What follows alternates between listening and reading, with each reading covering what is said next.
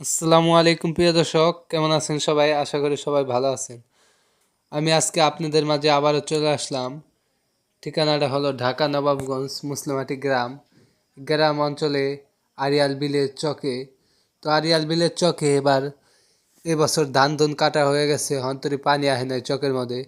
চকের মধ্যে বিভিন্ন ধরনের গরু, বিভিন্ন জাতের গরু চকের মধ্যে আনা হয় ঘাস খাওয়ার জন্য। তা আজকে আপনাদের মাঝে ভিডিওটা দেখাবো। বিভিন্ন ধরনের গরু বাছুর চকের মধ্যে ঘাস খাওয়ার জন্য আনা হয়।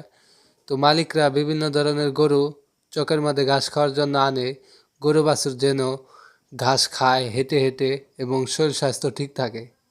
গরু বাছুর আইটা আইটা ঘাস খাইলে শরীর ঠিক থাকে এবং বানে দুধ আহে ভালো।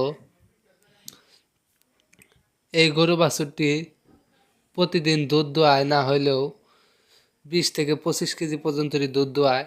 এই গরুটির বাছুর, হাড় বাছুর, দামুর বাছুর,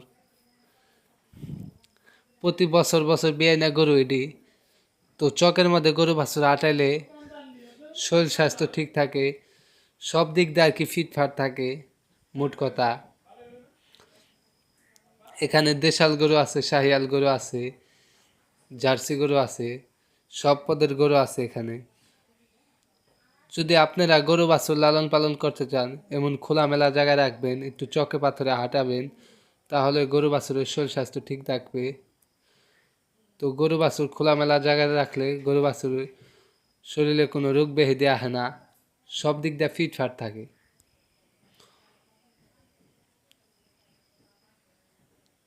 তো বিশেষ করে আপনারা দেশাল গরু, অস্ট্রেলিয়ান জাতের গরু, এগুলি গরু পালবেন। এগুলো গরুতে ভালো দুধ পাবেন এবং ভালো চাহিদা পাবেন।